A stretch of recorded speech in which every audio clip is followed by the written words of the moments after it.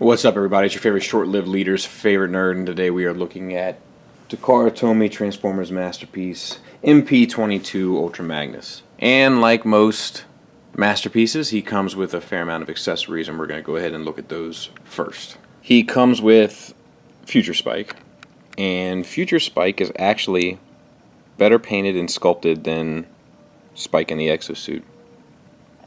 Articulation-wise, arms are on swivels at the shoulder, nothing for the head. Hips are on a swivel, knees are on a hinge. Actually, it's really, yeah, I guess it's a hinge technically, but yeah. And that's it. Paint wise, you got a fair amount of paint. We got some splotchiness going on the shoulder there, but yeah, it looks like he has the sculpt of that little symbol on his that's just the hinge. And it's just splotchy paint on the hinge that makes it look like the symbol's there. But, you know, fair amount of paint throughout, to be honest with you. Red stripes and the whole bit. Not bad. Same goes for Daniel.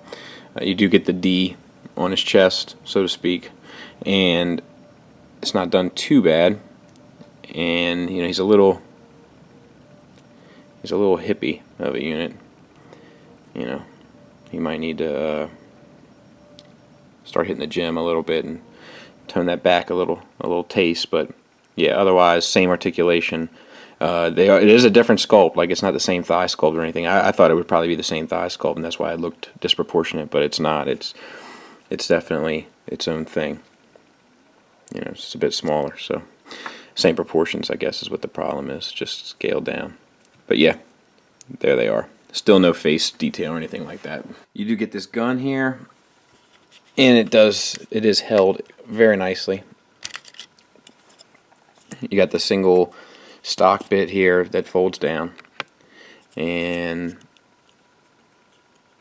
it looks like there's like a metallic aspect to it, but it's just a white piece of plastic and then whatever this thing is on top, and no kind of, I guess there's some detail, some paint detail right in there in those holes, which is probably the color of the mold, like on these vents here too. And then this rest got the silver, like the treatment, like the metallic treatment to it, is what I'm guessing, without taking it apart, which I'm not going to do because I'll probably break it forever.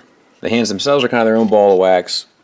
They're on a ball joint that you can pop off, and then you can place these hands on, which have the notch in to hold the matrix, and they're softer plastic, and you can pop those on. We'll do the same to the other side and pose them up. In order to really make this pay off, you got to also do the head. Just grab by this little fin here, pull that off. And then you have this thing underneath, and we're going to talk about that a bit later. I'm supposing that's a nod to the inner white Optimus from the G1 cartoon. Take the back of the head, push this piece out, push this piece forward.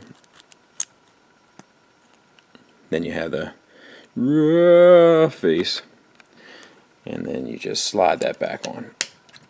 And that gives you the ability to make him do this bit of business, which is, you know, a nice added feature, but not really a necessity for me. But cool that they thought about it. It is smart to do it with the hands, you know, with the notches in it. It looks more natural. It's easier for it to kind of all work out properly. And the matrix is not included. That matrix is from MP10. So that's kind of disappointing. And while we're on the topic of accessories, this bit here does come up, and then these open,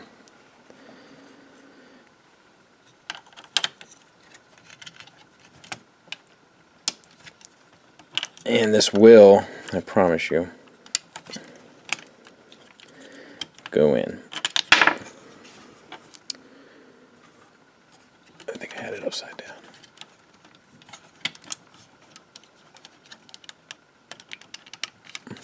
So, no problem. He is massive and extremely heavy.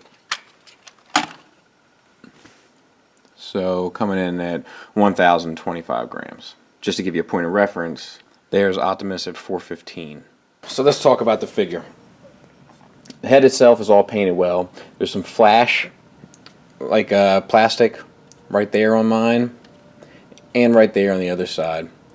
Back cleans up pretty well. The antennas are painted, and they're painted nicely. It's like a gloss white. And face is all painted nicely. I wouldn't mind a black line between the eye and the face to kind of break it up. And then the articulation is on a swiveled, it's a hinge at the top, and then it swivels at the neck, which I prefer for my Masterpiece figures rather than a ball joint. Moving on down, we have these translucent pieces of plastic here that allow you to see through the matrix compartment, which I think is pretty clever, except they don't include a matrix, and I'm not going to break up my Rodimus or my Prime just so that he can have one. So that's kind of disappointing. This is all painted well. You can see the white breaks through down there. It doesn't really bother me, just pointing it out. I got big paint issues right here on mine. Not sure what's going on. Let me see if I can't zoom in on that. Right there. Not sure they let a dog chew on it or what. Shoulders. You can do a lot of cheating here, but without cheating, you got a swivel here and you got a ratchet that as soon as you go one click up, it does pop this butterfly type hinge out here. Doesn't really bother me. And doesn't look like you can get 2 clicks out of it. So you can get 1 click up, 1 click down. It is a good ratchet in there, and then swivels all the way around. Bicep swivel, ratcheted elbow, ball joint on the wrist as we've seen. And as far as the fingers, the thumb, it looks like it should hinge, but it doesn't. And then there is a hinge at this knuckle, and that's it for the index finger, and then the middle bits are all on the same hinge, which I'm okay with. I'm more than okay with that. That's how I prefer it. No waist swivel. That's disappointing. I do have more flash here from the mold. There, up there. And it's not the cleanest, I gotta be honest. Same over here and down here. Same. Identical. These rockets do swivel, so you can get some movement out of them if need be. And yeah, we'll keep moving forward. There's an awful lot of blue. You know, we'll talk about that later on. This Autobot symbol here is nice. It's all molded and sculpted, which is really nice. It's a nice touch. As far as the hips, they are on universal joints that aren't ratcheted out, but do hold. And they are ratcheted forward and backward, but it's not the strongest ratchet in the world. You gotta, it looks like you should have a swivel there, but it doesn't appear to work. Ooh, that's unfortunate. So the only swivel you get is at the thigh there. Now, that doesn't really bother me because it's actually more natural, but it would have been nice if it swiveled down here as well. You know, if you think about the movement of your thigh, you don't have this swivel that allows you to turn your thigh. You know, you only get such a large range of motion. I literally just did it. So yeah, knees, nice, hard, strong ratchet there, getting you less than 90 degrees. And then the foot has a very nice ankle tilt. And you can go up and down there. You kind of got to adjust these panels in order to do that, but it does do that. So articulation-wise, let's talk about, there's nice sculpting and stuff down in here. It's kind of a pain with the panels because they don't really stay in. This little blue tab here is responsible for keeping this white piece forward. And then there's an awful lot of blue. Let's talk about the back, because that's an issue, right? That thing. That bothers me. They could have, right where this seam is, put a hinge that would have allowed this to flip up and tab back in there, and it would have been perfect. They could have thrown some paint on there. That wouldn't have killed them. Ooh, those are hard nuts to swallow for me. But you know, I don't want to give too much away. We'll have some final thoughts and so forth, but let's continue on. Okay, let's get him transformed. Transformation wise, there's some really cool stuff going on, but I might have to break it down to a couple slots just because of the space available. So open up these bits here. Square his head away. I hope you can see this. Slide it back. Then you're going to take these bits down here. Kind of free those up. Take this off. And then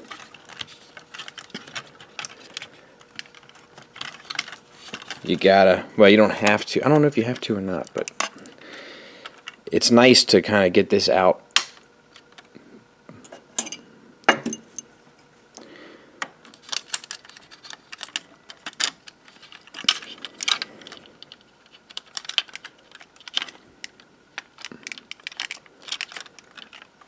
Alright.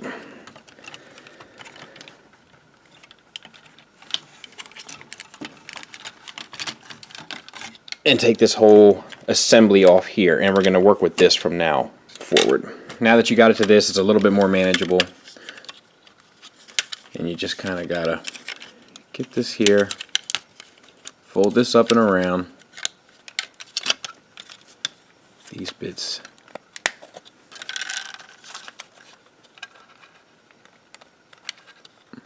Mine is really stiff right there. Alright. Let's try not to break it, Bobby. There it is. Has to go the other way. Patience prevailed. Alright. That's all looking good.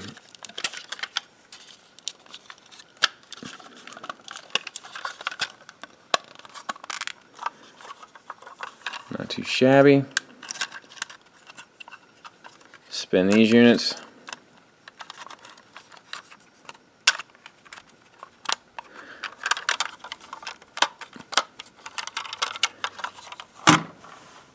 Boom. Truck is ready. Now I'm not sure if I would have spun this. I guess it would have. Yeah. Nope. Well, maybe. Let's see.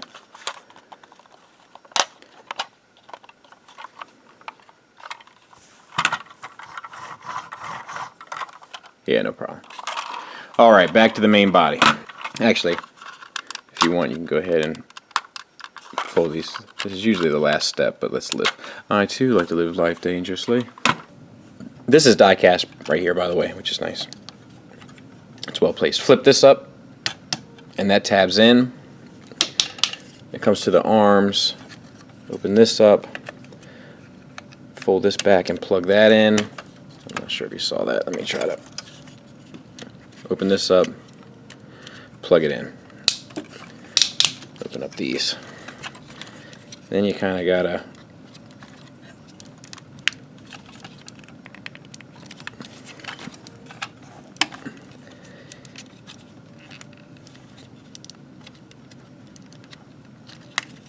these right here swivel out. It's just not the, there it is. So they hinge out. Same on the other side.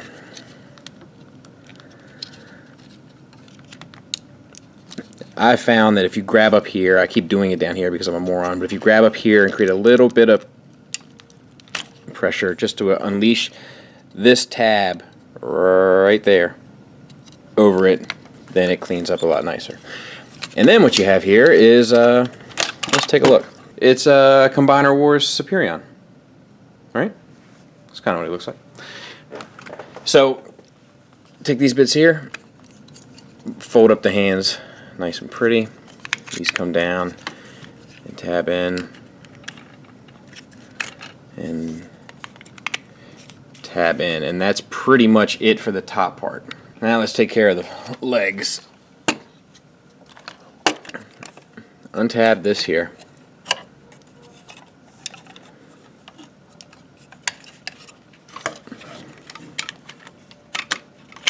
Flip these around, which might be a little borrowed from Orion, to be honest with you. Very Orion-esque. I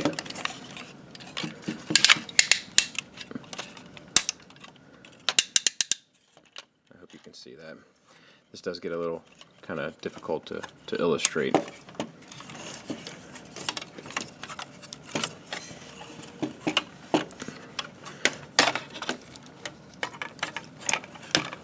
Bring these up and around.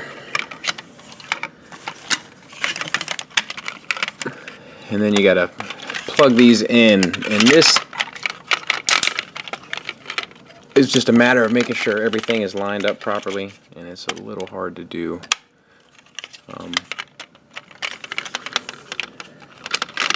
There it is. Just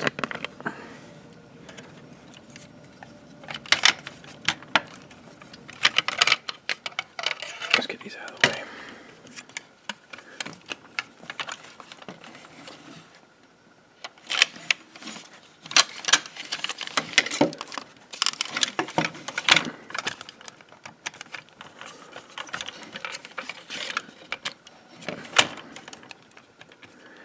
And then you bring these up.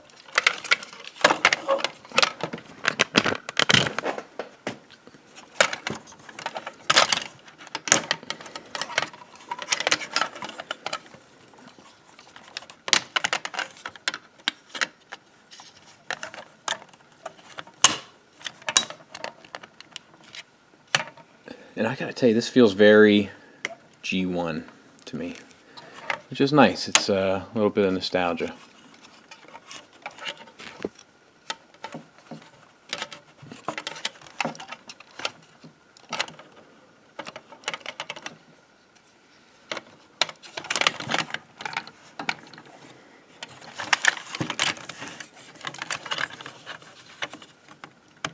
All this tabs in together, and then I got to do these side parts, which will probably force me to untab everything. But what ifs?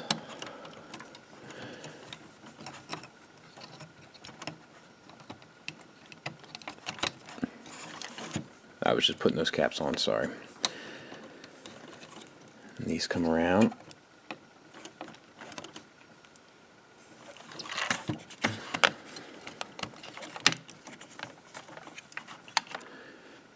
And then you got to tab in this bit of business down here, which can be its own set of problems.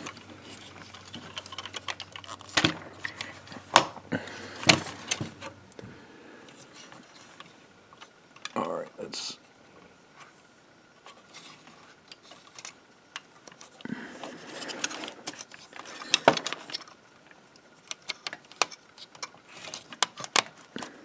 Yeah, actually, nice job, Bobby. Not too bad at all. And then around on the other side.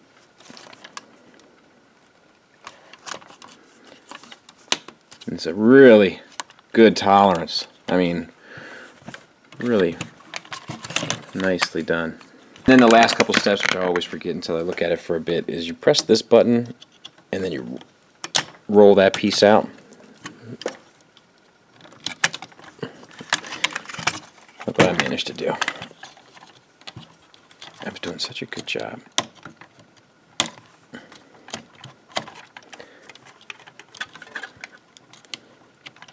There it is. And you do that by folding it up.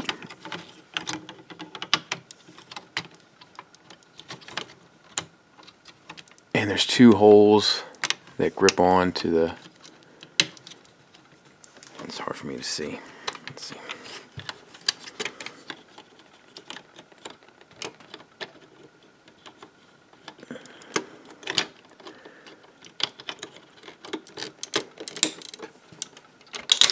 Oh.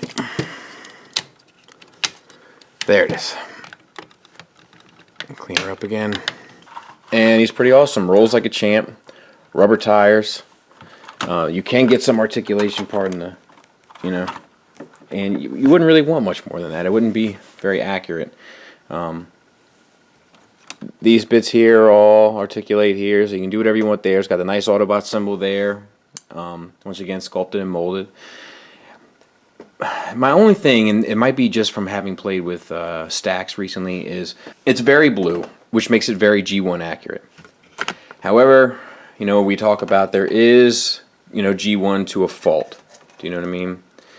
And I think that this might have hit that on the head, you know, being G1 to a fault.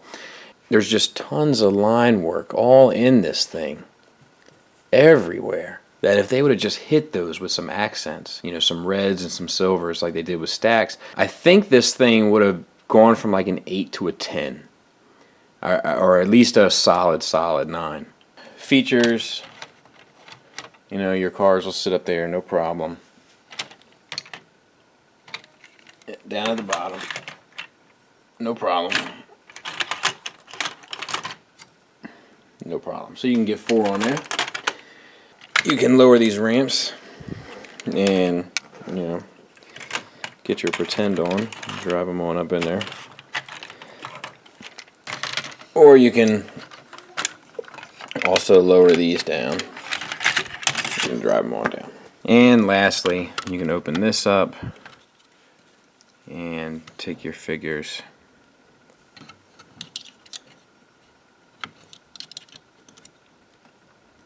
and sit them in there. There they go. They'll pop in. There's a little peg in there that sits in their crotch. Just, you know, could be worse, right? And close that up. And there they sit. Size comparison wise, there he is next to MP-10, and there he is next to Rodimus. So not bad at all. And if you're okay kind of mixing and matching, there's another option.